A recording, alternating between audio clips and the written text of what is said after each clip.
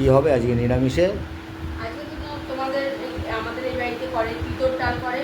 এই যে লাউ কেটে নিয়েছি, আর উচ্ছেটা বানাবো, উচ্ছেটা বানানো হয়নি।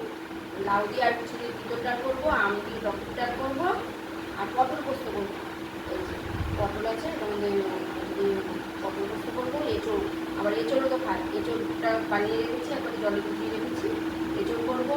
আবার শাকের বড়া খায়, নিমা পাতা বেছে নিমা পাতার বড়া করবো। আর এই তুমি পাট পাতা দুটো বেছেই রেখেছো, পাট পাতার বড়া হবে।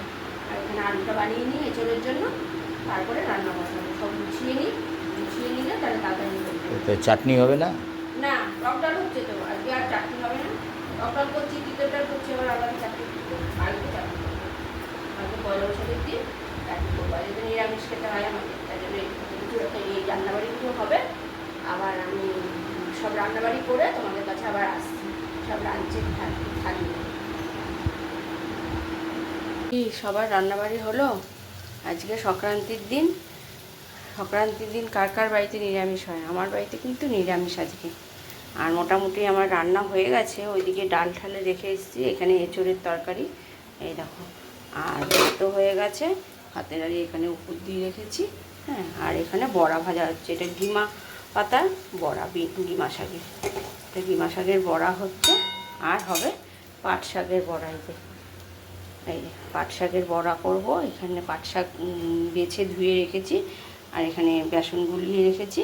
এবার পাট শাকের বড়া করে তারপরে লাঞ্চের থালি সাজিয়ে নিয়ে তোমাদের কাছে আসছি, ঠিক আছে? আসো না, খেতে আয়, ভাতগুলো ঠান্ডা হয়ে যাবে, খেতে আসো। ঠিক আছে, যাচ্ছি। আজকে কি করেছে? আজকে তো নিরামিষ, সংক্রান্তি, সংক্রান্তি। ভাত বেটে নিয়েছি তোমার আর ছেলেটা, আর ওইদিকে এটা হলো ডিমা পাতার বড়া, আর ওটা হলো পাত পাতার বড়া করেছি। আর এখানে আছে, এই দেখো তোমারটাও তাই। আর ওর লেবু লঙ্কা আছে, গন্ধরাজ লেবু আর লঙ্কা দিয়ে দিয়েছি। তার সাথে আছে এই তিতর ডাল করেছি, লাউ দিয়ে আর উচ্ছে দিয়ে। দেখো, লাউ আর উচ্ছে দিয়ে তিতর ডাল করেছি, লাস্টে ঘি দিয়েছি। আর এটা হলো টকের ডাল, আম দিয়ে টকের ডাল। আজকে প্রথম আম ডাল খাচ্ছি, কেননা কালকে নীলষষ্ঠী গেছে, গঙ্গায় দিয়েছি, শিবের মাথায় দিয়েছি, তারপরে আজকে আম ডাল খেতে হয়। এখানে আম ডাল করেছি। আর এটা হলো পটল পোস্ত, এই দেখো গোটা গোটা পটল রেখেছি, পটল পোস্ত করেছি। এখানে পটল পোস্ত করেছি। আর এটা হলো এঁচড়ের তরকারি করেছি, এঁচড়ও খেতে হয় আজকে, এঁচড়ের তরকারি করেছি। নিরামিষ, সবই নিরামিষ।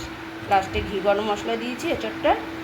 দেখো, আর তোমাদের কি সবার খাওয়া দাওয়া রান্নাবাড়ি সব হয়ে গেছে বন্ধুরা? তাহলে জানাবে। আর আমার এই রান্নাবাড়ি আর আমার কথাবার্তা যদি তোমাদের ভালো লেগে থাকে, তাহলে একটা লাইক, শেয়ার আর কমেন্ট করে আমাকে জানাবে যে কেমন হয়েছে আমার রান্নাবাড়ি। ঠিক আছে, রাখলাম।